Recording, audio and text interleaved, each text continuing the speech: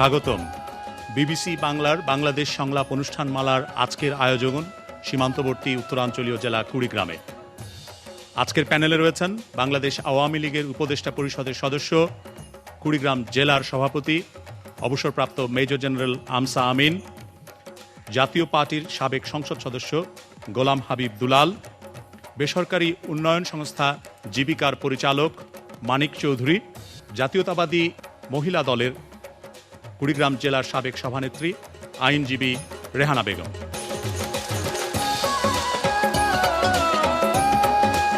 আজকের আয়োজনে আপনাদের সবাইকে স্বাগত জানাচ্ছি আমি কামাল আহমেদ। উপস্থিত দর্শকবৃন্দ, আপনারা যে সমস্ত প্রশ্ন দিয়েছেন সে সমস্ত প্রশ্ন থেকে বাছাই করা প্রশ্নগুলো আমরা গ্রহণ করব এখানে।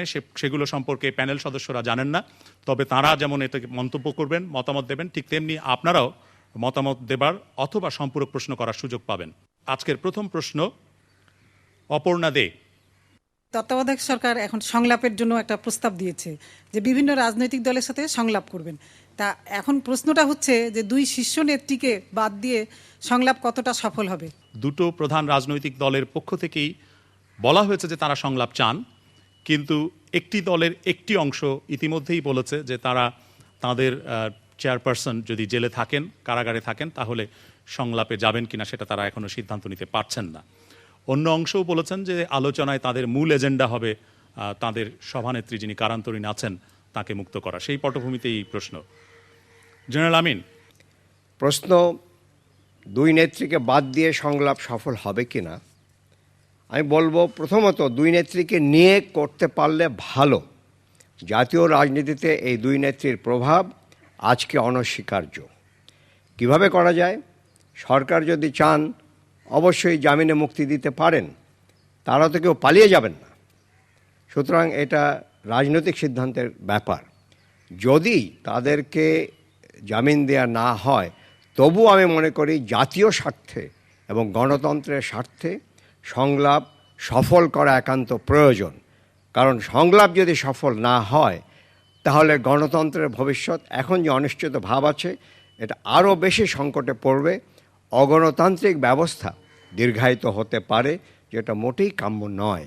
কিন্তু একটা প্রশ্ন এসে যাচ্ছে, সেই প্রশ্নটা হচ্ছে যে সংলাপে যে যদি প্রধান এজেন্ডাই হয় যে সভানেত্রীকে মুক্ত বা রাজনৈতিক নেত্রীকে মুক্ত করতে হবে, মুক্তি দিতে হবে এবং তার বিরুদ্ধে মামলাগুলো প্রত্যাহার করতে হবে, তাহলে সংলাপটা আর অর্থবহ হবে কি? আমি এখানে এই মন্তব্যটাই করব যে সংলাপে এটা প্রশ্ন আসবেই। এই প্রশ্নটা আমরা মোটেই পাশ কাটিয়ে যেতে পারবো না। কিন্তু সংলাপটা যদি প্রকাশ্যে হয়, সংলাপটা যদি সারা দেশের মানুষ এবং মিডিয়ার সামনে হয়, তাহলে আমার মনে হয় এই সংলাপের মধ্যে দিয়ে এই প্রশ্নেরও একটা সমাধান বেরিয়ে আসতে পারবে। আমার প্রশ্ন হচ্ছে যে মুক্ত মনে সরকারকে এবং রাজনৈতিক দলগুলোকে সংলাপে বসতে হবে, কোনো সংকীর্ণ এজেন্ডা নিয়ে নয়। ধন্যবাদ। ব্যাপকভাবে। রেহানা বেগম। আমার মতে সংলাপ করতে হলে অবশ্যই দুই নেত্রী থাকা ভালো, এবং এটা অনস্বীকার্য। তাদেরকে বাদ দিয়ে যখনই আমরা সংলাপে যাব, নানা ধরনের প্রশ্ন আসবে। কিন্তু যদি এমন হয় যে তাদেরকে জামিন দিলে তারা তো দেশের বাইরে যেতে পারতেছে না, যেহেতু তাদের মামলা আছে এবং নির্দিষ্ট সিউরিটিতে তাদেরকে জামিন দেওয়া হবে, তো সেক্ষেত্রেও বর্তমান সরকার তাদেরকে জামিনে দিতে পারেন। আর যদি এমন দেখা যায় যে তাদের বিরুদ্ধে যে অভিযোগ আছে, যে যদি সে অফেন্সগুলো গ্রিভিয়াস অফেন্স হয়, যদি জামিনের ক্ষেত্রে বাধার সৃষ্টি হয়, তাহলে সেক্ষেত্রে আমার আমসা আমিন ভাই যেটা বললেন যে অবশ্যই আমাদেরকে সংলাপে যেতে হবে, কারণ না হলে আমাদের সামনে যেটা আমাদের গণতন্ত্রের যে দিকটা আছে, এটা আমাদের অনিশ্চিত হয়ে পড়বে। কিন্তু আপনাদের পরামর্শ অনুযায়ী যদি দুই নেত্রীকে জামিন না দেয় এবং দুই নেত্রীকে বাদ দিয়েই আলোচনার প্রশ্ন ওঠে, তো দলগুলোর সমস্যা কোথায়? কারণ দলে তো অন্যান্য নেতারা অনেকেই বাইরে আছেন, তাদের কার্যনির্বাহী কমিটি বৈঠকে বসে তো আলোচনায় যেতেই পারে। তা তো যেতে পারেন, কিন্তু যেখানে চেয়ারপারসন যারা, ওনাদের তো অনেক ক্ষমতা অধিকারী, এবং তাদেরকে বাদ দিয়ে যখনই আমরা যেতে যাবো, কিছু না কিছু কিন্তু আমাদের মাঝে থেকে যায়। এইখানে আমরা চাচ্ছি তারাও আমাদের মাঝে থাকবে এবং তাদেরকে নিয়েই আমাদের এই সংলাপটা হোক।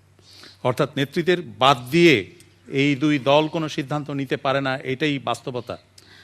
না, নেতৃত্বের বাদ দিয়ে নেওয়া যাবে না কি নেওয়া যাবে, যেখানে ওনারা জেলে আসেন, দরকার হলে আইনের আদালতের মাধ্যমে পারমিশন নিয়ে আমাদের সঙ্গে দেখা করে ভবিষ্যতে আমাদের কীভাবে আগানো যায়, তাহলে সেটা আমাদের সঙ্গে সাক্ষাৎ করে ওনাদের কাছে পরামর্শ নিয়ে সংলাপে যাওয়া যাবে। আমি একটা ধন্যবাদ। সামান্য মন্তব্য করতে চাই এর উপরে।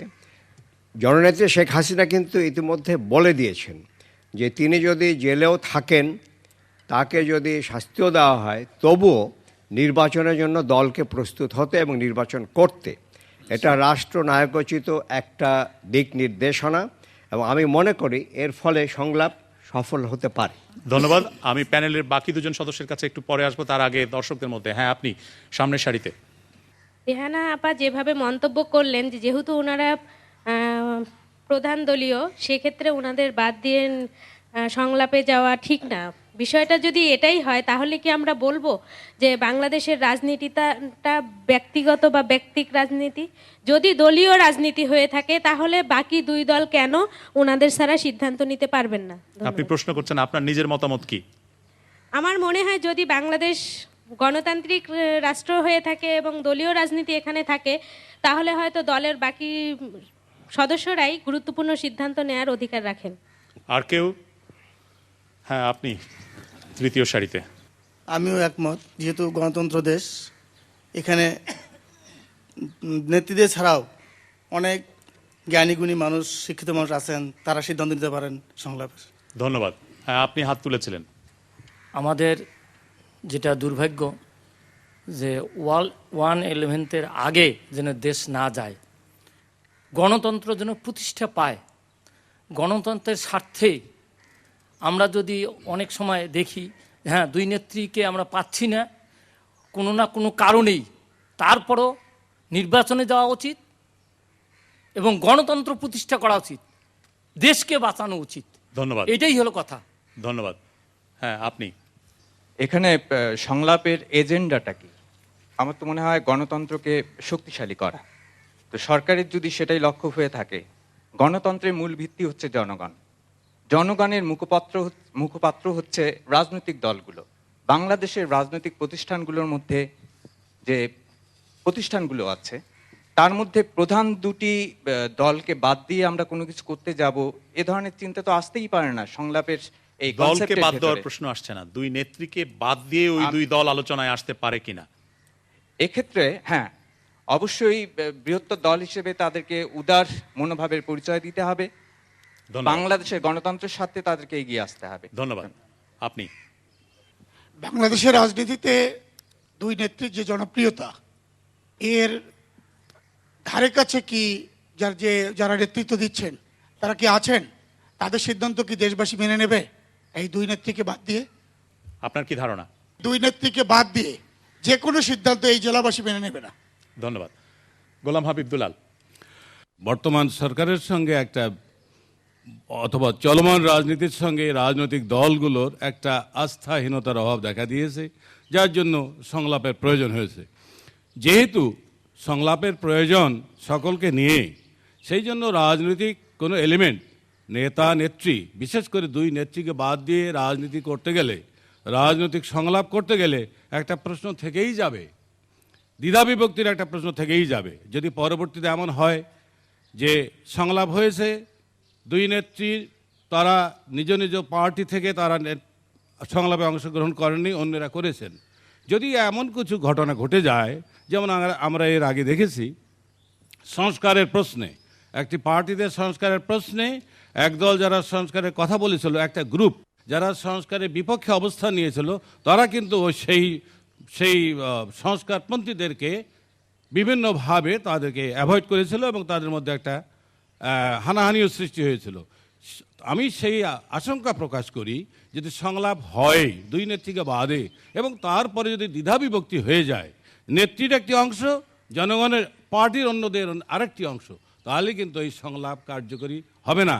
অর্থাৎ আপনার আশঙ্কা হচ্ছে যে এই সংলাপকে কেন্দ্র করে দলগুলো আরো ভেঙে যেতে পারে এবং এক্ষেত্রেই তাহলে আমরা যে আস্থা ফিরিয়ে আনার জন্য, একটা সুস্থ রাজনৈতিক পরিবেশ ফিরিয়ে আনার জন্য যে প্রচেষ্টা সরকার নিচ্ছে এবং আমরা আশা করছি, তাহলে সেটা ব্যাহত হবে বলে আমি মনে করি। ধন্যবাদ। মানিক চৌধুরী।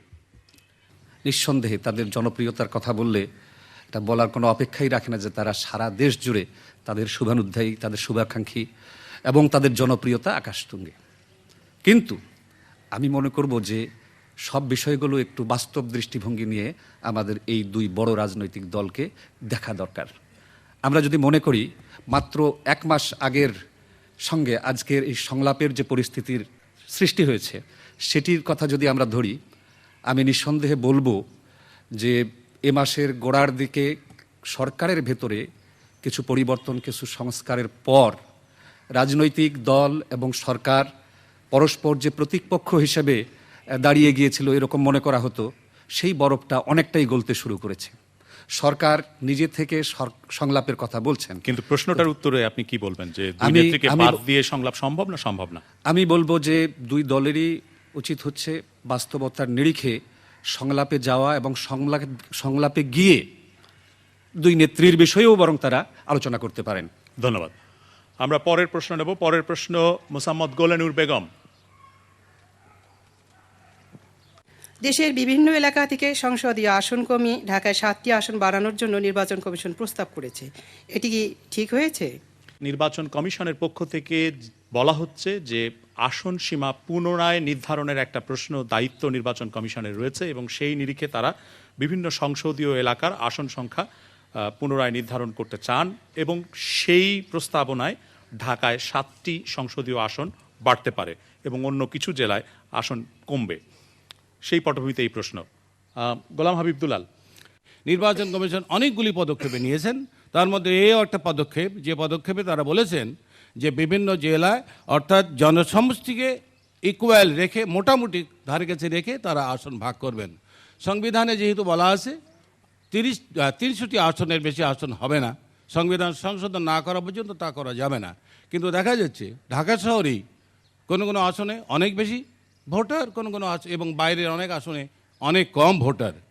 এক্ষেত্রে যে সমস্যাটা নির্বাচন কমিশন বলছে, বেশি ভোটার সংখ্যা হলে সেই জায়গায় সেই কনস্টিটুয়েন্সিতে খরচ, সেই ক্যান্ডিডেটদের খরচ অনেক বেশি হবে, আর কম ভোটার যেখানে আছে সেখানে তাদের খরচ কম হবে।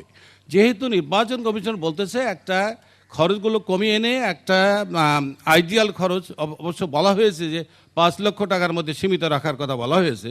তো এই 5 লক্ষ টাকার মধ্যে সীমিত রাখতে গেলে ভোটার সংখ্যাও সীমিত রাখতে হবে, ইকুয়াল রাখতে হবে, মোটামুটি ইকুয়াল রাখতে হবে। সেই উদ্দেশ্যে তারা এই পদক্ষেপটা গ্রহণ করেছে বলে বলা হয়েছে। আপনাদের দলের অবস্থান কি এই প্রশ্নে?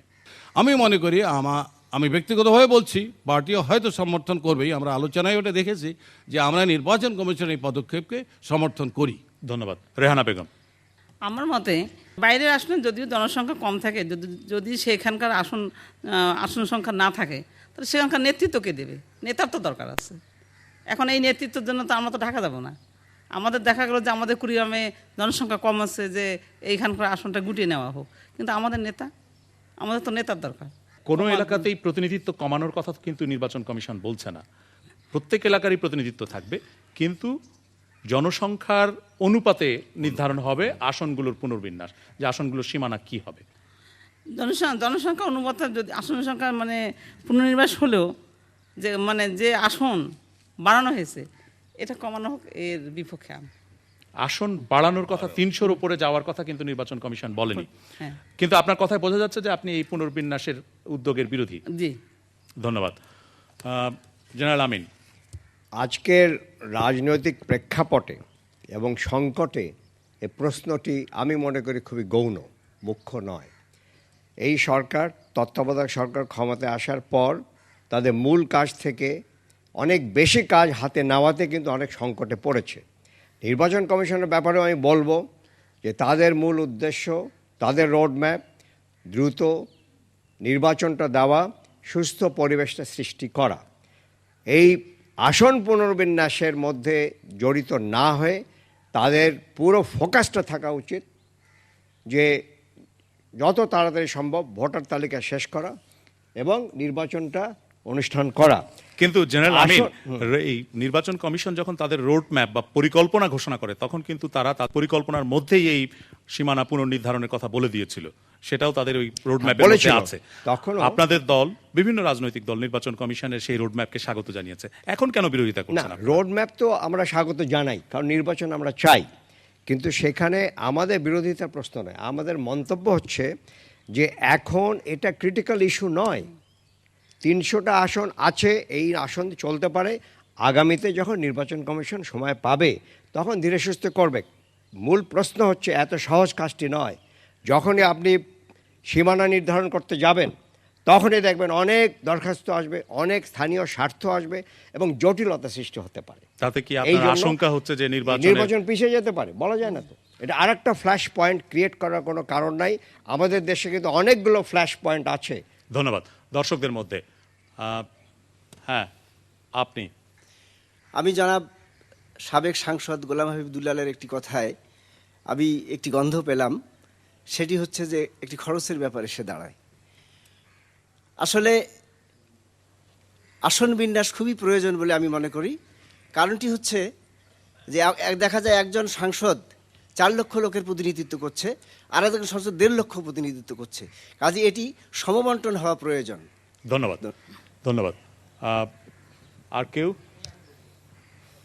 আপনি। হ্যাঁ, আমি জেনারেল আমিনের বক্তব্যকে সমর্থন করি এজন্য যে আসলে মূল কাজটি আমাদের নির্বাচনটা দ্রুত সম্পন্ন করা, এখানে ব্যতিক্রম সৃষ্টি করে পিছিয়ে যাওয়া কাম্য নয়। ধন্যবাদ। হ্যাঁ, মাঝের দিকে আপনি হাত তুলেছেন। নির্বাচন কমিশনের তো এখন সীমানা যদি নির্ধারণ করে থাকেন, তাহলে ওটা তো আপনার যে রোডম্যাপ দেওয়া হয়েছে, এটা তো রোডম্যাপের বাহিরে না ভিতরে? তাহলে তো আমার মনে হচ্ছে যে নির্বাচন আরো পিছিয়ে যাবে।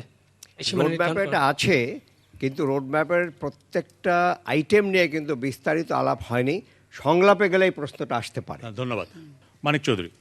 নির্বাচন কমিশন ঘোষিত যে রোডম্যাপ আমরা দেখছি, সেখানে বিষয়টি আছে। তো থাকলেও আমি মনে করব যে নির্বাচন কমিশন যেহেতু নির্বাচন করাটাই তাদের মুখ্য উদ্দেশ্য এবং লক্ষ্য, সেই ক্ষেত্রে এই প্রায়োরিটিতে এটা একটু পরে আনলেও চলবে, বরং সংলাপ যে আয়োজন করা হচ্ছে ওখানেও বিষয়টি ডিসকাস করা যেতে পারে। ধন্যবাদ। আমরা পরের প্রশ্ন নেব। পরের প্রশ্ন করছেন আক্তারা বেগম মিন্টি। আমার প্রশ্ন হচ্ছে, কুড়িগ্রাম জেলাকে কি আদৌ মঙ্গামুক্ত করা যাবে না? কুড়িগ্রাম জেলাকে কি আদৌ মঙ্গামুক্ত করা যাবে কি না, সেটা হচ্ছে প্রশ্ন। কুড়িগ্রাম সবসময়, এমনকি আন্তর্জাতিক ম্যাপেও এই প্রশ্নটা আসে যখনই মঙ্গার কথা শোনা যায়, যখনই এখানে কর্মহীন লোকজনের অর্ধাহার অনাহারের কথা শোনা যায়, তখন এটা অনেক বড় বিষয় হয়ে আসে। সেই পটভূমিতে এই প্রশ্ন। আপনার এবছরের কি মনে হচ্ছে? মঙ্গার মৌসুম তো এরকম সময়, শীতকালেই। আমার মনে হয় সরকার এবং জনপ্রতিনিধি যারা আছেন এবং আমরা যারা সাধারণ মানুষ আছি, তারা যদি সবাই মিলে একটু সচেতন হই, তাহলে মনে হয় মঙ্গামুক্ত করা সম্ভব। কেননা যে হারে আমাদের আমরা যে মঙ্গার সময় যে ত্রাণগুলো আমরা দেই, তারপর বিভিন্ন যে কাবিখা বিভিন্ন ধরনের যে খাদ্যের বিনিময়ে যে সমস্ত আমরা দেই, এগুলো যদি এভাবে না দিয়ে যদি একটু সুচিন্তিত পরিকল্পনা মতো কিছু করা যেত, তাহলে মনে হয় আমরা হয়তো মঙ্গামুক্ত হতে পেতাম বলে আমি মনে করি। ধন্যবাদ। মানিক চৌধুরী, আপনারা তো বেসরকারি খাতে উন্নয়নের কাজে জড়িত এবং আপনারা করছেন বিভিন্ন ক্ষেত্রে, বিভিন্ন এনজিও। এবারে মঙ্গার পরিস্থিতিটা কেমন? এটা অনুমান করা গেছিল যে মঙ্গার তীব্রতা অন্যান্য বছরের মতন এবছরও বেশি থাকবে, কিন্তু এটা সুখের বিষয় যে আমি আমার দৃষ্টিতেই যেটা দেখছি যে সরকারের কিছু তড়িৎ ব্যবস্থার ফলে, এনজিওদের গৃহীত কার্যক্রমের ফলে তীব্রতার মাত্রাটা আমরা সেভাবে পাইনি। এর মানে কিন্তু এরকম না যে পরিস্থিতিটা ভালো হয়ে গেছে।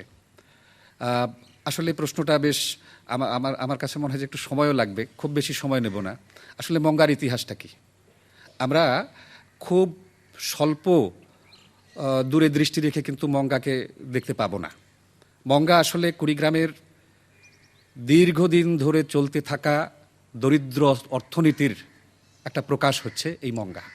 মাঝে মধ্যে এই উপসর্গটা এবং এই দরিদ্র অর্থনীতির কথা যেটা বলছেন, সেটা মূলত নদী ভাঙনের কারণে মানুষ সম্বল হারা, সহায় হারা, ভূমি হারা হয়ে তারপরে মঙ্গার শিকার হচ্ছে, তারা কর্মহীন হয়ে পড়ে। নদীর ভাঙন একটা কারণ, এটা একটা বিরাট সমস্যা, দীর্ঘদিন ধরে চলছে। সেই ইতিহাস আমরা মোটামুটি জানি।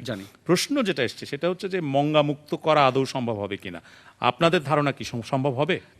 আমি খুবই আশাবাদী মানুষ এবং আমি মনে করি যে মঙ্গা থেকে মুক্ত করা সম্ভব, তবে এটা সময় সাপেক্ষ ব্যাপার।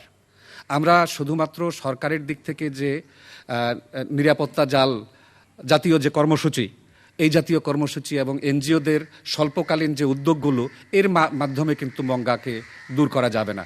বরং এটার জন্য যেটা দরকার সেটি হচ্ছে একটি জাতীয় পরিকল্পনা। পৃথিবীর বিভিন্ন দেশে এরকম পশ্চাৎপদ এলাকা থাকে, পশ্চাৎপদ জনগোষ্ঠী থাকে, এবং তাদেরকে সামনে নিয়ে আসার জন্যে ইভেন উন্নত দেশগুলোতে বিশেষ ব্যবস্থা, বিশেষ উদ্যোগ গ্রহণ করা হয়। আমি মনে করি যে মঙ্গার জন্যে আমাদের সরকারের দিক থেকে একটি সুষ্ঠু পরিকল্পনা এবং একটা জাতীয় ভিত্তিক উদ্যোগ দরকার, যে উদ্যোগে দীর্ঘকালীন পরিকল্পনার মাধ্যমে এখানে বাস্তব ভিত্তিক কর্মসূচি প্রণয়নের মাধ্যমে আমরা এগিয়ে যেতে পারি। ধন্যবাদ। গোলাম হাবিব দুলাল।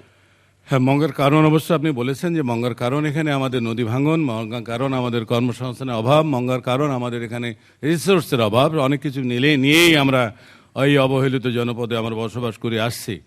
সেই সঙ্গে একটি কথা বলবো, যা না বললেই নয়, যে উত্তরবঙ্গের এই অবহেলিত জেলা কুড়িগ্রাম, এই কুড়িগ্রামে সরকার অতীতে সরকার যথেষ্ট নজর দেয়নি, কোনো সরকারই যথেষ্ট নজর দেয়নি। এমনকি আপনাদের সরকারও নয়। সেটা বলবো, আমি বলতে পারবো না, কারণ সে সময় আমি সরকারে ছিলাম না। তবে যেহেতু আমি বলছি অতীতে কোনো সরকারই তেমন নজর দেয়নি, তাহলে নিশ্চয়ই সে সরকারও জড়িত আছে, সব সরকারই হবেই।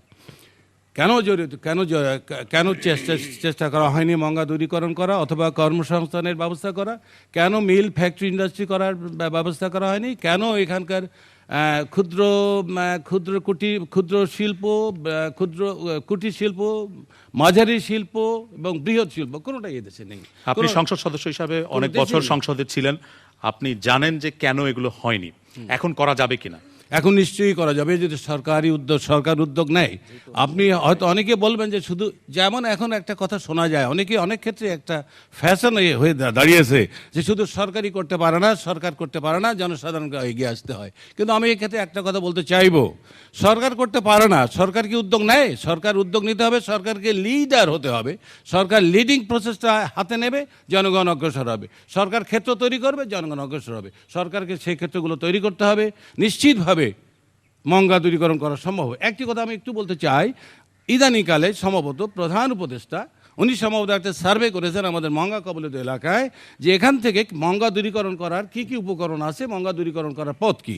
এর মধ্যে একটা বিষয় আমি সেদিন শুনলাম যে বিদেশের লোক প্রেরণের ব্যাপারেও যদি এই এলাকা থেকে যদি বিদেশের লোক বেশি যেতে পারে তাহলে মঙ্গা দূরীকরণ করা সম্ভব। সরকারের এখানে ব্যবস্থা নিতে হবে। ধন্যবাদ। সম্ভব। আমরা একটু দর্শকদের মতামত নেই। প্রথম সারিতে তৃতীয় জন। আমি মনে করি যে কুড়িগ্রাম খুবই দুর্ভিক্ষ এলাকা, এখানে যদি কোনো প্রশিক্ষণ ব্যবস্থা করা হইতো, যেমন লালমনিরহাটে আছে যে কারিগরি প্রশিক্ষণ, যে বৃত্তিমূলক প্রতিষ্ঠান, এটা থাকলে হয়তো বা আমাদের অনেক ভাই বোনেরা যে মানে কর্মসংস্থানের ব্যবস্থা হবে। ধন্যবাদ। আপনি হাত তুলেছিলেন। হ্যাঁ, আমার মনে হচ্ছে যে এখানে শুধু ত্রাণ বা এনজিওগুলোর মাধ্যমে মঙ্গা কবলিত মানে মঙ্গা দূর করা সম্ভব না। এখানে যদি মিল ফ্যাক্টরি বা মঙ্গা কবলিত লোকদের জন্য কর্মসংস্থানের সুযোগ সৃষ্টি করা যায়, তাহলেই মঙ্গা দূরীকরণ সম্ভব। ধন্যবাদ। আমি এখানে আর একটা প্রশ্ন দেখতে পাচ্ছি, মোহাম্মদ ইউনুস আলী এ সংক্রান্ত একটি প্রশ্ন করেছেন, এনজিও সংক্রান্ত। মঙ্গা প্রবণ কুড়িগ্রাম জেলায় কর্মরত এনজিওগুলো দারিদ্র্য বিমোচন এবং টেকসই উন্নয়নে কোনো ভূমিকা রাখতে পারছে না কেন? আপনার ধারণা যে তারা পারছে না, এনজিওগুলো পারছে না? হ্যাঁ, আমার মনে হয় পাচ্ছে না। কেন মনে হচ্ছে এটা? স্বাধীনতার পর থেকে কুড়িগ্রাম জেলায় এনজিওগুলো দারিদ্র্য বিমোচন এবং নেতিয়ে জনগোষ্ঠীর জীবনমান উন্নয়নের জন্য কাজ করছে, এবং স্বাধীনতার দীর্ঘদিন পরেও দেখা যাচ্ছে প্রতিনিয়ত আমাদের এখানে মঙ্গার প্রবণতাটা বৃদ্ধি পাচ্ছে। দরিদ্র থেকে দারিদ্রতার সীমায় মানুষ এখন বাস করছে। ধন্যবাদ। আপনি? কৃষির সাথে শিল্পের সমন্বয় ঘটিয়ে এখানে উন্নয়নের ধারা সৃষ্টি করা ছাড়া শুধু এনজিওর মাধ্যমে আমাদের এই অঞ্চলের মঙ্গা দূরী করা সম্ভব নয়। যেমন আমি বলতে চাই, যেমন আমাদের এই অঞ্চলে একসময় পাট হতো এবং এখন ভুট্টা হচ্ছে। এর ভিত্তিক এই ভুট্টা এবং পাটের মাধ্যমে যে শিল্পগুলো চলতেছে সেইটার একটা বিকাশ এখানে দরকার, তাহলে স্থায়ীভাবে এই মঙ্গা দূরীকরণের উদ্যোগ সম্ভব হবে। ধন্যবাদ। জেনারেল আমিন? আমি এখানে এই মঙ্গা সম্পর্কে কিছু বিষয় দ্বিমত পোষণ করি। যেমন এই কারণ শুধু কুড়িগ্রামে নয়, বৃহত্তর রংপুরে নয়, বাংলাদেশে অনেক জায়গাতেই আছে, কিন্তু সেখানে তো মঙ্গা নাই। সুতরাং কারণ হচ্ছে, আমি মনে করি প্রথমত রাজনৈতিক কারণ, দ্বিতীয়ত অর্থনৈতিক পরিকল্পনা। যদি রাজনৈতিক সিদ্ধান্ত আমরা নিতে পারি, আমরা নিশ্চয়ই সেই অর্থনৈতিক পরিকল্পনা যেতে পারবো, যার মাধ্যমে মঙ্গা অল্প সময় 5 থেকে 10 বছরের মধ্যে সম্পূর্ণভাবে দূর করা সম্ভব। এবং দায়িত্ব নিয়ে আমি কথাটা বলছি। জাতীয় পার্টির কথা উঠেছে, এই অঞ্চলে জাতীয় পার্টি 10 বছর ক্ষমতায় ছিলেন এবং প্রত্যেকটা আসন কিন্তু তাদের। এই দীর্ঘ সময় কেন তারা মঙ্গা দূর করতে কিন্তু পারেননি? আসন না থাকলেও আওয়ামী লীগও ক্ষমতায় ছিল, কিন্তু আওয়ামী বলছি। লীগও কিন্তু এই অঞ্চলের এই না, মঙ্গার বলছি। বিষয়ে যে বলছি আমি বড় আওয়ামী অগ্রগতি লীগের অর্জন কথা বলবো। করেছে তা কিন্তু নয়। বলবো। এরপরে বিএনপি জামাত 10 বছর ক্ষমতা, তারও বেশি ক্ষমতায় ছিলেন, রাজনৈতিক সিদ্ধান্ত তারা নেননি। জাতীয় পার্টির এক এমপি একসময় বলেছিলেন যে আমাদের উত্তরাঞ্চলের 3টা উপজেলা বিক্রি করলেও এখানে বৃষ্টি হবে না। কিন্তু আওয়ামী লীগ এখানে এই ধলার যে সেতুটা করেছে মঙ্গা দূর করার জন্য এটা একটা বড় পদক্ষেপ। কারণ আমাদের যে 3টা উপজেলা কানেক্টেড হয়েছে, কমিউনিকেশন, ব্যবসা বাণিজ্য সব গ্রো করবে। মাত্র 5 বছরের ক্ষমতার মধ্যে শেখ হাসিনার নেতৃত্বটা হয়েছে। আচ্ছা, এখন আমি বলি, আমি যে প্রস্তাবটা রাখছি সেটা হচ্ছে রাজনৈতিক সিদ্ধান্ত নিতে হলে কুড়িগ্রামের মানুষকে দল মত নির্বিশেষে এক হতে হবে। তাহলেই কিন্তু সরকার বিএনপির হোক, জাতীয় পার্টির হোক, আওয়ামী লীগের হোক, সরকার কেন্দ্রে বসে বাধ্য হবে এই সমস্যার সমাধান করতে। আমি প্রস্তাব রাখব, এই অঞ্চলে আমাদের অনেকেই বলেছেন ইন্ডাস্ট্রিয়ালাইজেশন করা সম্ভব। করার জন্য এখানে ইনসেন্টিভ দিতে হবে ইনভেস্টরদেরকে, অর্থাৎ এই সমস্ত অঞ্চলে ট্যাক্স হলিডে দিতে হবে এবং বিভিন্ন রকমের সুযোগ দিতে হবে। সুযোগগুলো কি? আইপিপি করা যায়, ইন্ডিপেন্ডেন্ট পাওয়ার প্ল্যান্ট করা যায়। আমরা একই তো সাথে জাতীয় অবকাঠামোর পার্টিতে উন্নয়ন পাবো। দরকার হবে।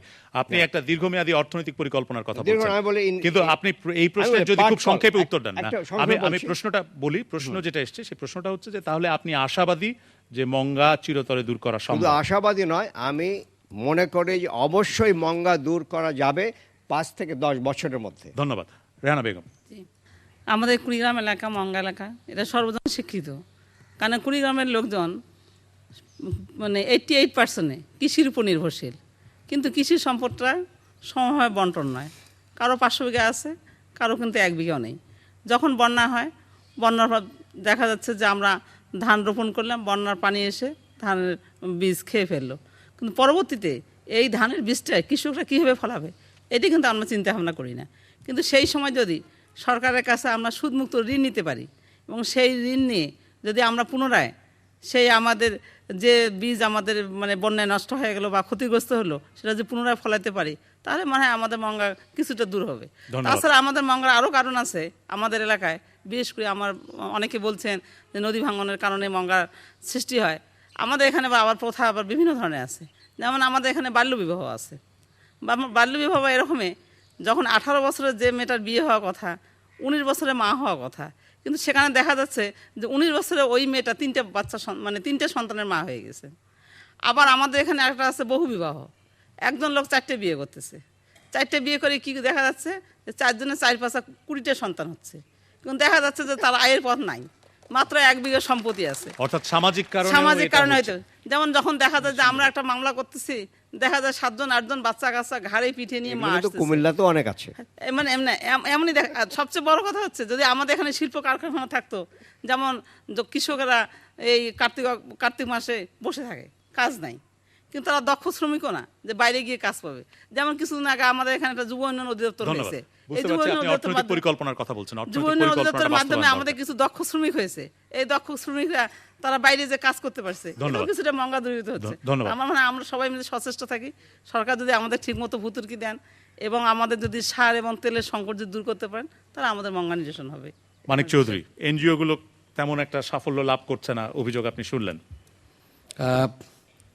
নিঃসন্দেহে আমি এরকম মনেও করি না যে এনজিওগুলো সোল এজেন্সি মঙ্গা দূর করার জন্যে। তবে যারা এনজিও এই এলাকায় কাজ করে, মঙ্গা should be the priority of them, যাতে মঙ্গার বিষয়ে তারা অবদান রাখতে পারে।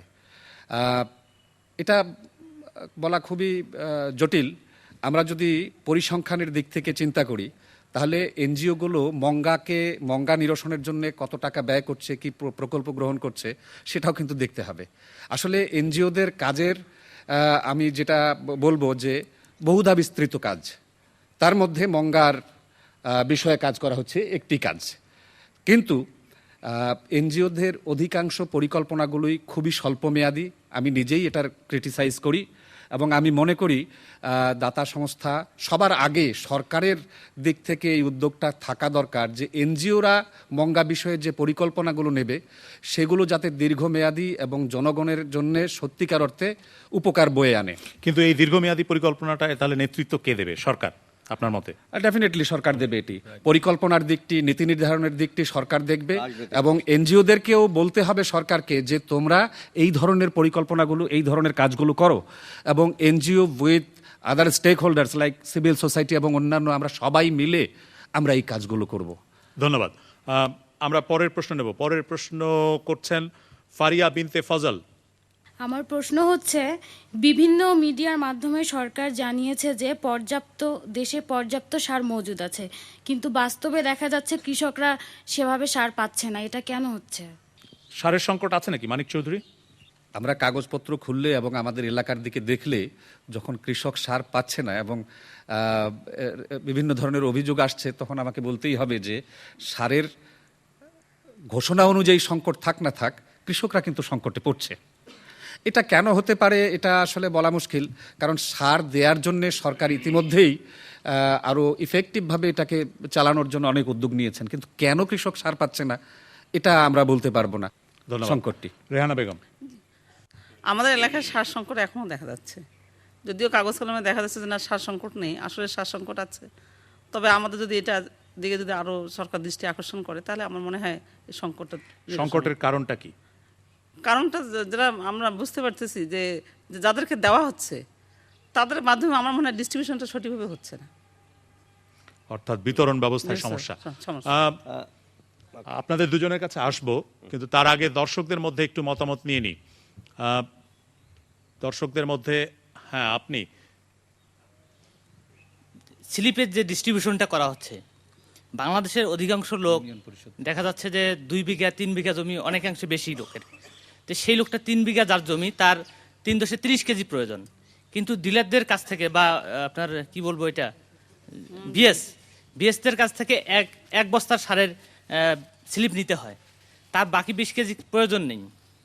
এখন অর্থনৈতিক সমস্যার কারণে সে পুরোটা নিতে পারছে না। ইভেন আমার যেটা নিচের চোখে দেখা সেটা হলো বিএস টাকা ছাড়া স্লিপ দিচ্ছে না, 1 নাম্বার। অর্থাৎ দুর্নীতি আছে, দুর্নীতি আছে, বিএস টাকা ছাড়া স্লিপ দিচ্ছে না। আর যদি খোলা বাজারে ইউরিয়া সারটা বিক্রি করার মতো ব্যবস্থা থাকে, আমার 5 কেজি প্রয়োজন, আমি 5 কেজি কিনে নিতে পারতাম, তাহলে আমার যারা মানে 5 বিঘার নিচে যাদের জমি তারা সারের সংকট ফিল করতেছে, আর যাদের উপরে আছে তারা ফিল করতেছে না, কারণ তারা এক বস্তা নিতে পারছে। আর টিএসপি পটাশ ইভেন এখন পর্যন্ত যেটা টিএসপি 1450 টাকা, মানে আমাদের আকাশ ছুঁই অবস্থা, এটা নিয়ে কখনোই আবাদ করা সম্ভব না। ধন্যবাদ। হ্যাঁ আপনি হাত তুলেছিলেন এখান থেকে। আসলে সার ব্যবস্থাপনায় আমরা মাঠ পর্যায়ে যে সিনারিটা দেখতে পাই সেটি হচ্ছে যে কৃষক 1 দিন 2 দিন 3 দিন পর পর তারা সিরিয়ালে গিয়ে সার পাচ্ছে না, অথচ যদি গভর্নমেন্ট পর্যায়ে আমাদের সুপরিচিত কেউ থাকে, সেখানে একটি চিঠি অথবা ফোন করে দিলে সে খুব সরাসরি বা খুব সহজেই সারটা পেয়ে যাচ্ছে। তো এখানে স্লিপ দরকার হচ্ছে না, স্লিপ দরকার হচ্ছে অথবা হচ্ছে না, ফোন করে দিলেই সে সারটা পেয়ে যাচ্ছে। এখানে আমি জনাব মানিক চৌধুরীর সাথে একমত, যেখানে আসলে বন্টন ব্যবস্থাই সার ব্যবস্থাপনার জন্য দায়ী। হ্যাঁ ধন্যবাদ। হ্যাঁ আপনি। বর্তমান যে সিস্টেমটা আছে এই সিস্টেমটাকে আরো সহজীকরণ করা দরকার। হ্যাঁ আপনি। আমার মতে যে সমস্যাটা হয়েছে সেটা হলো যে আমাদের যেমন 29 লক্ষ টন ইউরিয়া সার দরকার, সেখানে 17 লক্ষ টন থেকে 18 লক্ষ টন মজুদ ছিল। এই জিনিসটা দেখার পরেই বিভিন্ন হোলসেলার এবং ছোট ছোট ডিলাররাও এই সারগুলোকে তারা মানে স্টোর করা শুরু করে, মজুদ করেছে। হ্যাঁ মজুদ। ধন্যবাদ। এখানে কৃষিকাজের সাথে জড়িত কেউ আছেন নাকি? কৃষিকাজের সাথে জড়িত সরাসরি সার নিয়ে যাদের সমস্যা হচ্ছে এরকম কেউ আছেন? কৃষক লীগ আছে। হ্যাঁ আপনি। একটা কৃষককে আমরা প্রথমে একবার এক জমিতে প্রথম যে ডোজটা দেওয়া হচ্ছে 10 কেজি, কিন্তু সরকার আসি বলতেছে 10 কেজি না 5 কেজি দিলে হবে, বিএসএ বলে বেশ ভালো কথা 5 কেজি, কিন্তু দিতে হবে 2টা ডোজ। ওনারা বলছে আগে 5 কেজির ডোজ নেন, পরে আবার যোগাযোগ করে আবার পরে 5 কেজি নেবেন, কিন্তু আমরা কৃষকরা চাচ্ছি যে 2টা ডোজ আমরা অ্যাট এ টাইমে কিনবো। এই যে ওনারা অ্যাট এ টাইমে দিবে না, আর কৃষকরা বলছে আমরা অ্যাট এ টাইমে কিনবো, একবারে তারা এই কিনে নেবে একবারে, কিন্তু সরকার একবারে দিবে না। কিন্তু এই যে একটা- প্রথমবারেও কিনতে গেলে কি সমস্যার মধ্যে পড়ছেন? প্রথমবারও সমস্যা, দ্বিতীয়বারও সমস্যা। প্রথমবারে কি ধরনের সমস্যা হচ্ছে? এখন স্লিপ হবে না, পরে হবে, এখনো কোনো সিদ্ধান্ত হয়নি, এখনো কোনো মিটিং হয় নাই, কি ডিসিশন হবে বিএস এর সঙ্গে টাইম টু টাইম যোগাযোগ করে একটা প্রশাসন থেকে এখনো কোনো সিদ্ধান্ত ধন্যবাদ। আসেনি। ধন্যবাদ। জেনারেল আমসা আমিন। জি, সার ব্যবস্থাপনা অবশ্যই খুব ত্রুটিপূর্ণ, দুর্নীতি আছে। এখানে মূল জিনিসটা আমি বলবো যে সারের অভাবটা প্রত্যেকটি ক্রিটিক্যাল টাইমে আমরা অনুভব করি, কারণ সার দেওয়ার সময়টা কিন্তু খুব সংকীর্ণ। কৃষির যে সাইকেল, তাতে ওই সময়টা যদি সার না পাওয়া যায় তাহলেই সমস্যা হয়। মানুষ কিন্তু বেশি পয়সা দিয়ে হলেও সার কিনতে চায়। এখন ব্যবস্থা সারা ইকোনমি চলছে মুক্ত বাজার অর্থনীতিতে, কিন্তু সারের বাজারটাকে সবসময় সরকার নিয়ন্ত্রিত করতে চায়। কারণ সরকার তো এখানে ভর্তুকি দেয়, এক ধরনের নিয়ন্ত্রণ তো না, তাকে রাখতেই হবে। নিয়ন্ত্রণ করতে গিয়েই সমস্যাটা সৃষ্টি হয়। সমস্যাটা কি? এই যে ব্লক সুপারভাইজারের কথা বললেন, আমি কোট শার্ট পরলেও ঢাকা থাকলেও কিন্তু গ্রামেও ঘুরি, গ্রামে গঞ্জে। গ্রামের কৃষকের কাছে শুনেছি, সে যখন সার নিতে যাবেন তাকে যেতে হবে ব্লক সুপারের কাছে, একটা স্লিপ নিতে হবে। সেই স্লিপ আর 10 ঘাট ঘুরে সেই স্লিপ অথেন্টিকেট করে তাকে আসতে হবে, নিতে সারাটা দিন তার চলে যায়। এইভাবে হয় কি তখন ওই দুর্নীতির চক্রটা গড়ে ওঠে। এই ব্যবস্থা না দিয়ে তারাই বলেছে আপনারা মুক্তভাবে সারগুলো দিয়ে দেন, সমস্ত ইউনিয়নের ডিলার যারা আছে তাদের দিয়ে দেন, আমরা ওখানে যদি 50 টাকা 100 টাকা বেশিও দিতে হয় আমরা গিয়ে সারটা নিয়ে চলে আসতে চাই। এখানে সরকারকে যেটা নিশ্চিত করতে হবে পর্যাপ্ত সরবরাহ, পর্যাপ্ত সরবরাহ, মুক্ত বাজার, মুক্ত বিতরণ, কোনো নিয়ন্ত্রণ থাকবে না। ধন্যবাদ। গোলাম হাবিবুল্লাহ। সার তো কোনো খাবার জিনিস নয়, মানুষে খায় না, জীবজন্তুও খায় না। সার আমাদের কৃষিকাজে লাগে। সরবরাহ যেখানে আমাদের 18 লক্ষ টন, প্রয়োজন ছিল 29 লক্ষ টনের, তাহলে নিশ্চয়ই একটা দেয়ার ইজ এ গ্যাপ। জমিতে ইচ্ছা করে বেশি সার দেওয়া যায় না, কাজে যতটুকু প্রয়োজন ততটুকুই কৃষক সার দেবে জমিতে। তাহলে নিশ্চিতভাবে যা বলা হচ্ছে তার মধ্যে একটু ফারাক আছে। সার প্রয়োজন অনুযায়ী উৎপাদিত হচ্ছে না, অথবা আমাদের কৃষকের কাছে প্রয়োজন অনুযায়ী পৌঁছে যাচ্ছে না, একটা বড় কথা। আর এর মধ্যে আমাদের আলোচনা প্রচুর হলো, যেখানে বিপণন ব্যবস্থা ত্রুটিপূর্ণ, সে কথা বলার অপেক্ষা রাখে না। যদি সার প্রয়োজন অনুযায়ী সরবরাহ হতো তাহলে এত ঘাট ঘুরিয়ে সার সংগ্রহ করার জন্য সেই বিএস এর কাছ থেকে এসে তারপরে সার সংগ্রহ করতে হতো, এত কথা লাগতো না। ধন্যবাদ। আমরা পরের প্রশ্ন নেব। পরের প্রশ্ন করছেন মোহাম্মদ রেজাউল করিম রেজা। সাম্প্রতিক সময়ে কুড়িগ্রামে নিষ্ঠুরভাবে রাস্তার দুধারে হাট বাজার উচ্ছেদ অভিযান হয়েছে। এখানে যারা তিল তিল করে সারা জীবন সাধনা করে তাদের ব্যবসা প্রতিষ্ঠান গড়ে তুলেছিল, নিমিষেই ধ্বংস করে দেওয়া হয়েছে। প্রধান উপদেষ্টা এটার জন্যে, তাদের পুনর্বাসনের জন্যে ঘোষণাও দিয়েছেন যত দ্রুত সম্ভব এদের পুনর্বাসন করার জন্য, কিন্তু আমরা যা লক্ষ্য করছি তা এখনো হয়নি। ধন্যবাদ।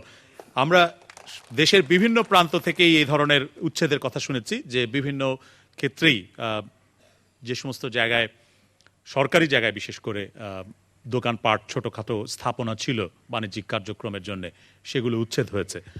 সরকারের পক্ষ থেকে প্রধান উপদেষ্টা অনেক আগেই ঘোষণা দিয়েছিলেন, কারণ এটা প্রায় বছরখানেক হতে চলল এই উচ্ছেদ অভিযানের বিষয়টি, যে এদেরকে পুনর্বাসন করা হবে। কুড়িগ্রামে এ ধরনের পুনর্বাসন হয়নি, বাইরেও এই একই অভিযোগ আছে। সেই পটভূমিতে এই প্রশ্ন, কেন পুনর্বাসন হচ্ছে না?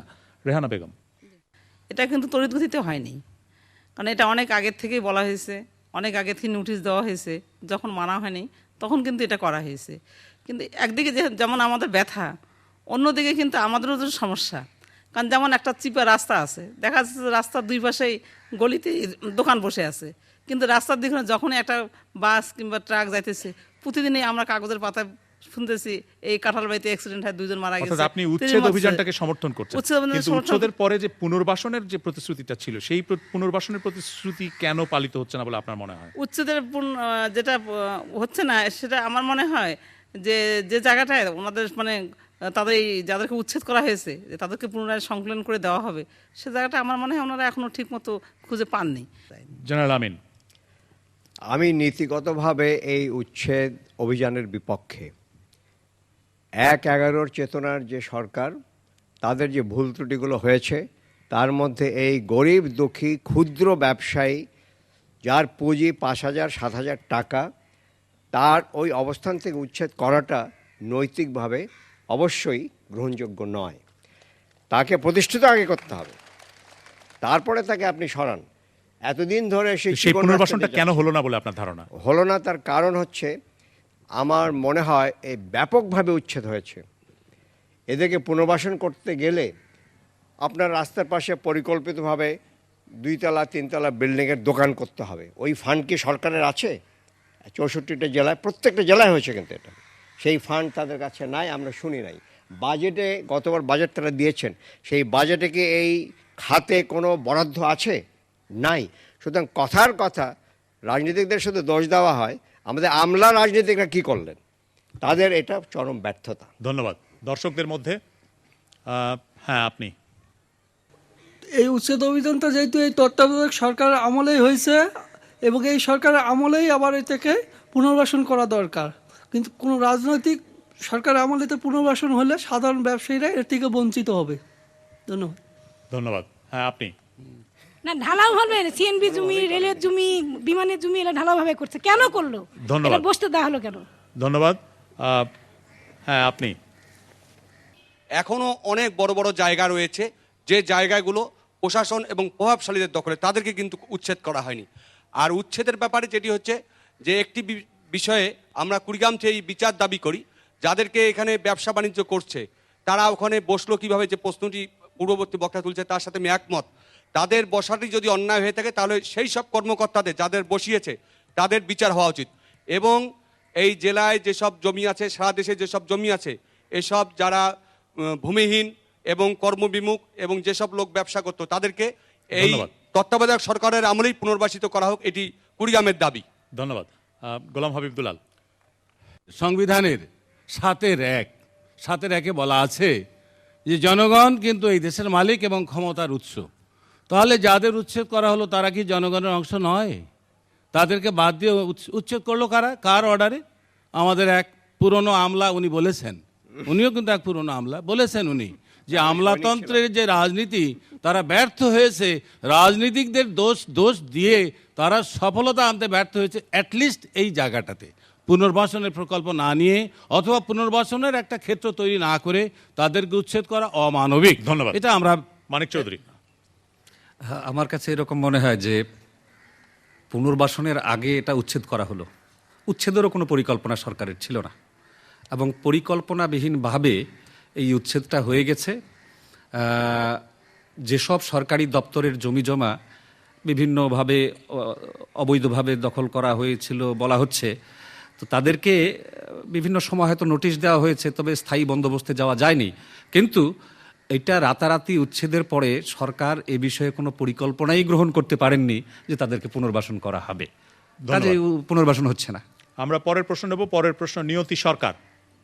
নিত্য প্রয়োজনীয় জিনিসপত্রের দাম বেড়েই চলছে, আর যেসব কারণে সেই কারণেই অবসরপ্রাপ্তদের জন্য রেশন ব্যবস্থা চালু করা উচিত কিনা? অবসরপ্রাপ্তদের জন্য, সবার জন্য নয়। হ্যাঁ, অবসরপ্রাপ্তদের জন্য। প্যানেল সদস্যদের সবার কাছে মতামত নেব, খুব সংক্ষেপে মত দেবেন। জেনারেল আমিন।